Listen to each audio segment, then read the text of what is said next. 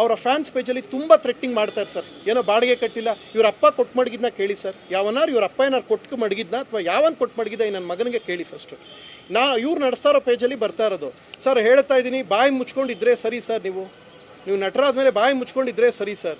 ನಿಮಗೇನೋ ಗೌರವ ಸರ್, ನಿಮ್ಗೆ ಗೌರವ ಕೊಟ್ಟೋಲ್ಲ. ಬೆಳಗ್ಗೆ ಎದ್ದು ಊಟ ಮಾಡಿ ತಿಂಡಿ ತಿಂದು ಮನಿಕೊಂಡು ಮನಗಿದ್ದದ್ದು ಮುಗಿದವ್ರು ಇನ್ನೂ 15-20 ವರ್ಷ ಕ್ರೇಜ್ ಇರುತ್ತೆ. ಇದು ಯಾಕೆ ಸರ್ ತೇಜೋದಿಗೆ ಈ ಮಟ್ಟಕ್ಕೆ ಇಳಿದ್ಬಿಟ್ರಿ? ಏನು ಸರ್ ನಿಮ್ಗೆ ಆಗಿರೋದು? ನಿಮ್ಗೆ ಬಂದಿರೋದು ಏನು ಸರ್? ಯಾಕೆ ಸರ್ ನಿಮ್ದು ಏನು ಸಮಸ್ಯೆ? ಬಾಯಿ ತೆಗ್ರೆ ನಮ್ಮ ಬಾಸ್ ಏನೂ ಕಿತ್ಕೊಳ್ಳೋಕ್ಕಾಗಲ್ಲ. ಏನು ಸರ್ ಅಲ್ಲಿ ಕಿತ್ಕೊಳ್ಳೋಕೆ? ಅದು ವಿಗ್ ಅಲ್ವಾ ಸರ್? ವಿಗ್ಗಲ್ಲಿ ಏನು ಕಿತ್ಕೊಳ್ಳಿ ಹೇಳಿ ಸರ್? ಆ ಬ್ಯಾರಿಕಲ್ಲಿ ಅವನು ಸರ್. ಎಸ್ ಸರ್, ಹೇಳಿ ಸರ್, ಒಬ್ಬರು ಹೇಳಿ ಹಾಂ ಸರ್. ಒಂದು ನಿಮಿಷ, ಅವರಲ್ಲ ಸರ್. ಯಾಕೆಂದ್ರೆ ಅವ್ರ ಬ್ಯಾರಿಕಲ್ಲಿ ಇದ್ದವರು ನಮಗೂ ನಮ್ಮ ಬಾಸ್ ವಿಚಾರಕ್ಕೆ ಬಂದು ಹಿಂಗೆ ಮಾಡ್ತೀನಿ ಅಂತ ಅವ್ರ ಬ್ಯಾರಿಕಲ್ಲಿ ಇದ್ದವರೇ ಮಾಡಿದ್ದಾರೆ. ಅಂದರೆ ಬಹುಶಃ ದರ್ಶನ್ ಸರ್ ಹೇಳಿ ಮಾಡಿಸಿದಾರೆ ಅಂತ ನಾನು ಹೇಳ್ತಾ ಇಲ್ಲ. ಬಟ್ ಅವ್ರು ಬಂದು ಇದನ್ನು ಬಾಯಿ ಮುಚ್ಚಿಸ್ಬೇಕು. ಅವ್ರ ಬ್ಯಾರಿಕಲ್ಲಿ ಇದ್ದವರು ವೆಪನ್ ಮತ್ತು ಫೋಟೋ ತೋರಿಸಿದ್ದಾರೆ. ಯಾವ ಫೋಟೋ ಗೊತ್ತಾ ಸರ್? ಆಗಸ್ಟ್ ಲಾಸ್ಟ್ ಇಯರ್ ತಲೆ ಮುಡಿ ಕೊಟ್ಟರು ಗೊತ್ತಾ ದರ್ಶನ್ ಸರ್ ಜೈಲಲ್ಲಿ ಇದ್ದಾಗ? ನೆನಪಿದೆಯಾ ನಿಮಗೆ? ಫೋಟೋ ಲೀಕ್ ಆಗಿತ್ತು ಗೊತ್ತಾ? ಆ ಫೋಟೋ ಮತ್ತು ಅವರು ಇಬ್ಬರು ಹೆಗಲ ಮೇಲೆ ಕಾಕೊಂಡಿದ್ದಾರೆ. ಆ ಫೋಟೋ ಸರ್. ಅವ್ರು ಬಂದು ಹೇಳಬೇಕು ಸರ್. ಯಾರು?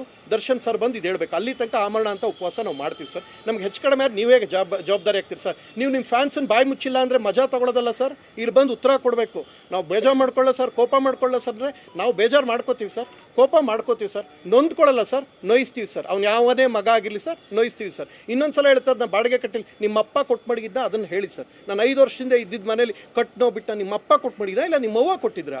ಯಾರು ಕೊಟ್ಟಿದ್ರು ನನಗೆ ಬಾಡಿಗೆ? ಯಾರೋ ಕೊಟ್ಟಿದ್ರು ನಿಮಗೆ? ನನ್ನ ಮಕ್ಕಳ ಏನು ಅಂದ್ಕೊಂಡಿದ್ರು ನೀವು ಅಂತ? ನೀವು ಆಮೇಲೆ ನೆನ್ನೆ ಸಾಲ್ವ್ ಆಗುತ್ತೆ ಅಂತ ಕಳಿಸ್ಬಿಟ್ಟು ಇವತ್ತು ನೋಡಿದ್ರೆ ಏನು ಹೇಳೋರು ಗೊತ್ತಾ? 2000 ಪೇಜ್ ಕುಡಿದು ಸರಿ ಬರೋಕ್ಕೆ ಸಾಕ್ಷಿ ಹೇಳೋಕ್ಕೆ ಇಲ್ಲೆಲ್ಲ ಬಂದಿದ್ದಾರೆ ಅವರು. ಅಲ್ಲಿ ಯಾರು ನೋಡಿದ್ರು ಅವರೇ ಪ್ರತ್ಯಕ್ಷದರ್ಶಿ. ಕರಿ ಪ್ರಕಾಶ್ ಅವ್ರನ್ನ ಬನ್ನಿ, ಮಹೇಶ್ ಬನ್ನಿ. ಆ್ಯಂಡ್ ನಾನು ಇನ್ನೊಂದು, ಅಲ್ಲಿ ವೆಪನ್ನೇ ಬಂದಿಲ್ಲ ಅಂತ ಹೇಳಿದ್ರಲ್ಲ, ವೆಪನ್ ನೋಡಿದವರು ಕರೆಸ್ತಾ ಪ್ರೋಗ್ರಾಮ್ ಎಲ್ಲ ಇಲ್ಲೇ ಇದ್ದಾರೆ. ನಿಮ್ಮೆಲ್ಲ ಪ್ರಶ್ನೆಗೆ ಅವರು ಉತ್ತರ ಕೊಡ್ತಾರೆ. ಒಂದು ಇನ್ನೊಂದು ಸಲ ನನ್ನ ತೇಜವಾದ ಹೇಳಿದ್ರೆ ನಿಮ್ಮ ವೈಯಕ್ತಿಕವಾಗಿ ಇಳಿತೀನಿ ಸರ್.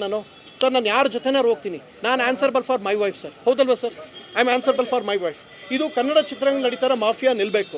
ಆ ಕಾರಣಕ್ಕೆ ಉಪವಾಸ ಮಾಡ್ತಾರೆ ಸರ್. ನಂಗೆ ಹೆಚ್ಚು ಕಡಿಮೆ ನೀವು ಕಾರಣ ಆಗ್ತೀರಿ ಸರ್. ಬಂದು ಸ್ಟೇಟ್ಮೆಂಟ್ ಕೊಟ್ಬಿಟ್ಟು ಪ್ರಥಮ ವಿಚಾರಕ್ಕೆ ಹೋಗಲ್ಲ ಅಂತ ಹೇಳಿದ್ರೆ ಸರಿ ಸರ್. ಇಲ್ಲ ಅಂತ ಹೇಳಿದ್ರೆ ಏನು ಸರ್? ಹಾಂ ಸರಿ, ದೂರಲ್ಲಿ ಏನು ಉಲ್ಲೇಖ ಆಗಿದೆ ಅಂತ ಹೇಳ್ತೀನಿ.